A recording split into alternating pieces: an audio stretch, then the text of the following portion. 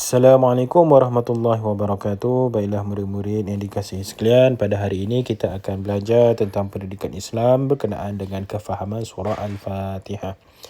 Baiklah, sebelum tu marilah kita sama-sama membaca surah Al-Fatihah.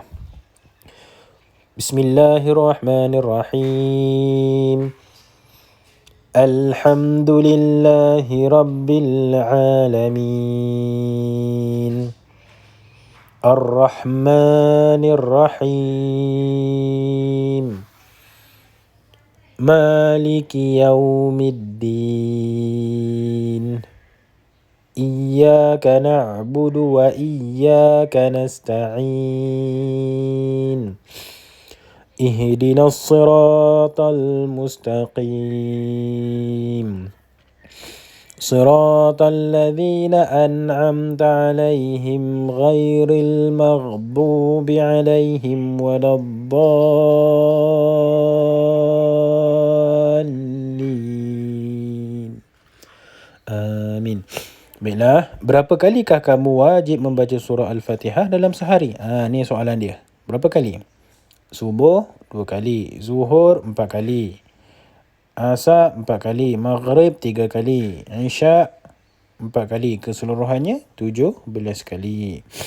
Dalam solat kita boleh baca surah Al-Fatihah. Selepas solat baca surah Al-Fatihah. Ketika masa datang pun kita baca surah Al-Fatihah. Sebelum mula belajar pun, selepas belajar baca surah Al-Fatihah. Mohon pertolongan Allah hanya dengan surah Al-Fatihah. Mula majlis pun dengan surah Al-Fatihah. Baiklah murid-murid sekalian, seterusnya kita lihat makna yang terkandung dalam surah Al-Fatihah ni. Dengan nama Allah yang Maha Pemurah lagi Maha Penyayang. Segala puji hanya bagi Allah, Tuhan sekalian alam.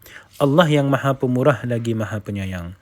Allah yang menguasai pemerintahan hari pembalasan, yakni hari akhirat. Allah lah yang menguasai pemerintahan tersebut. Kepada Ya Allah, Engkau sahajalah yang kami sembah dan Engkau sahajalah yang kami mohon pertolongan, Ya Allah. Tunjukkanlah kami, Ya Allah, jalan yang lurus, jalan yang benar, jalan yang hak, jalan yang Engkau redai, iaitu jalan-jalan orang yang Engkau telah kurniakan nikmat kepada mereka, bukan pula jalan orang yang Engkau telah murkai, dan bukan pula jalan orang yang sesat. Baiklah murid-murid, seterusnya kita lihat pada muka surat yang seterusnya. Muka surat 28. Bersama-sama dengan kita dalam rancangan tarbiyah pada hari ini ialah Ustaz Harun. Bolehkah Ustaz menerangkan pengenalan surah Al-Fatihah? Surah Al-Fatihah ialah surah Makiyah. Surah Makiyah ni maksudnya surah yang diturunkan di Mekah. Sama ada persoalannya, adakah surah ni diturunkan selepas peristiwa hijrah ataupun sebelum peristiwa hijrah? Pendapat yang mengatakan surah ini diturunkan sebelum hijrah Rasulullah SAW ke Madinah. Surah ini mengandungi 7 ayat. Surah ini dinamakan dengan surah Al-Fatihah yang bermaksud pembukaan. Asal nama Fatih. Fatihah ni bahasa Arab, maksud dia buka. Al-Fatihah, pembukaan. Kerana surah ini ialah surah yang pertama di dalam Al-Quran. Al-Fatihah juga dikenali sebagai Ummul Kitab. Ummul Kitab ni maksudnya adalah surah pembukaan. Membaca surah Al-Fatihah adalah salah satu rukun solat. Wajib di dalam solat untuk kita membaca surah Al-Fatihah. Maknanya kita membaca surah ini sebanyak 17 kali. 17 kali dalam solat. Tapi boleh juga jadi lebih daripada 17. Sekurang-kurangnya 17. Contohnya kita sembahyang sunat, ataupun kita sembahyang jenazah, ataupun bulan puasa kita sembahyang tarawih. Kan kita baca lebih daripada 17. Rugi kalau kita baca surah ini tanpa kita faham isi kandungan maknanya. Jadi semasa kita baca surah Al-Fatihah, cuba faham makna kandungan surah Al-Fatihah. Terima kasih ya Ustaz atas memberi penjelasan. Baiklah, kita tengok dekat sini info ni. Ingatkan murid membaca surah Al-Fatihah dalam solat dengan betul dan menghayati maksudnya. Ini faham maksudnya.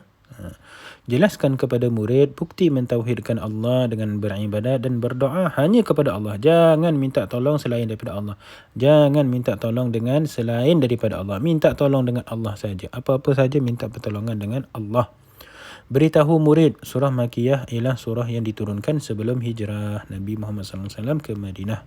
Maknanya diturunkan di Mekah. Baiklah, seterusnya murid-murid, kita lihat pada pengajaran surah Al-Fatihah. Puji-pujian hanya kepada Allah Subhanahu Wa Taala dan membesarkan keagungan Allah. Mulakan sesuatu pekerjaan dengan basmalah, yakni baca bismillah, bismillahirrahmanirrahim. Buka pintu, bismillahirrahmanirrahim.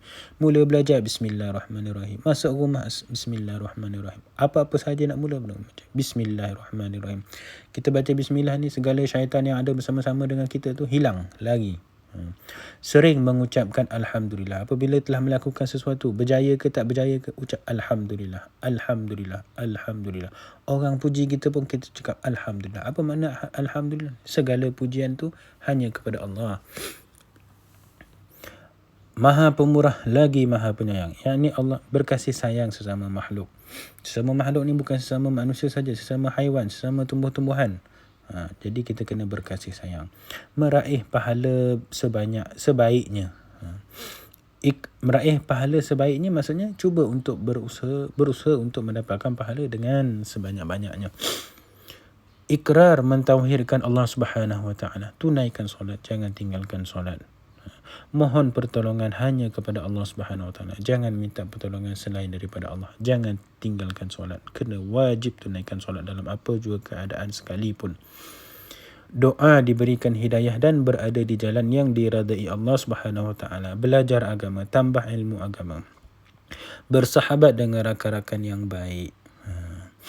Kepentingan mengamalkan pengajaran surah Al-Fatihah. Mengakui keagungan dan kebesaran Allah Subhanahu Wa Taala. Berusaha melipat gandakan amalan, membentuk akidah yang kukuh, akhlak yang diamalkan. Akhlak mulia yang diamalkan. Akhlak mulia ni akhlak yang ada dekat Rasulullah tu. Kita tengok sirah-sirah sejarah Rasulullah tu, macam mana Rasulullah berakhlak dengan orang Islam, sesama Islam, macam mana Rasulullah berakhlak dengan orang yang bukan Islam. Kita amalkan benda tu. Sumbangsaran cara menunjukkan kasih sayang dalam masyarakat majmuk. Kasih sayang dalam masyarakat majmuk ni masyarakat yang berbilang kaum dan juga berbilang umum. Minta murid melakukan simulasi perbuatan yang dimulai dengan basmalah dengan menasihati mereka agar mengamalkannya dalam kehidupan harian. Nak mula tulis latihan kejap lagi pun baca bismillahirrahmanirrahim. Okay. Dah siap buat latihan pun baca Alhamdulillah. Okey, baiklah. Seterusnya kita lihat pada muka surat 30. Okey.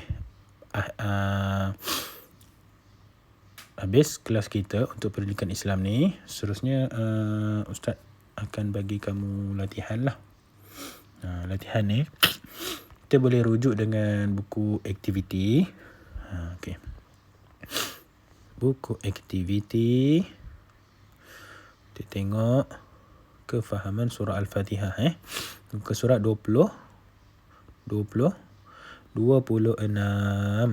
Tengok muka surat 26.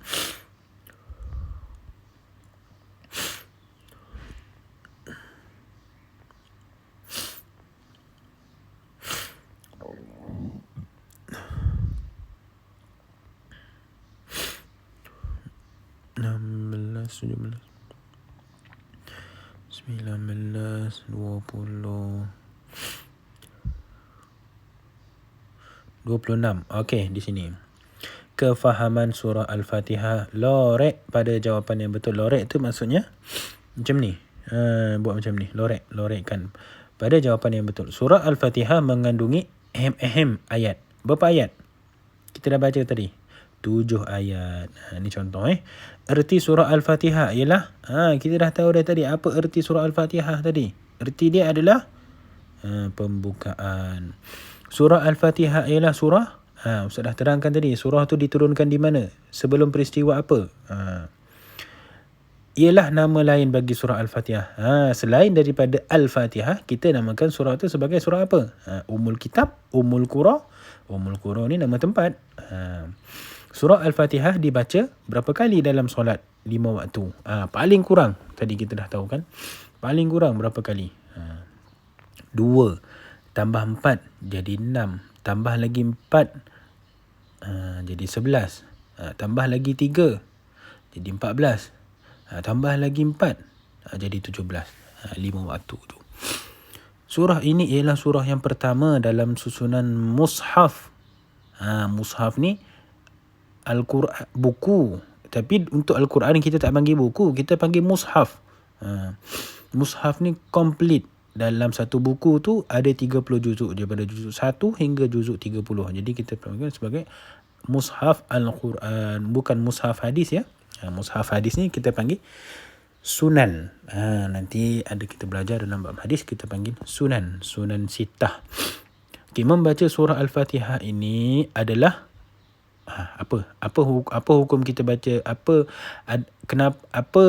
hukum kita baca surah Al-Fatihah dalam solat ni? Rukun ke syarat? Rukun ni bukan rukun negara ya. Rukun negara tu lain. Rukun ni dalam bahasa Arab dinamakan sebagai wajib. Tak boleh, tak kena buat juga. Tu maksud dia. Syarat ni syarat saja. Mungkin kita boleh pindah. Tapi rukun ni dia wajib. Kalau tak ada benda tu, maknanya memang takkan jadi. Kalau kita tak baca surah Al-Fatihah ni, memang takkan sah sembahyang kita. Okey, ini latihan yang pertama. Ustaz minta kamu buat. Okey, apabila dah siap buat ni, snap gambar hantar dekat Ustaz. Itu sahaja. Okey, kemudian latihan yang kedua, suaikan. Suaikan ni maksudnya gariskan jawapan yang betul. Tengok dekat sini Okey, itu sahaja kerja rumah kita, iaitu muka surat 26, dan juga muka surat 27. Okay.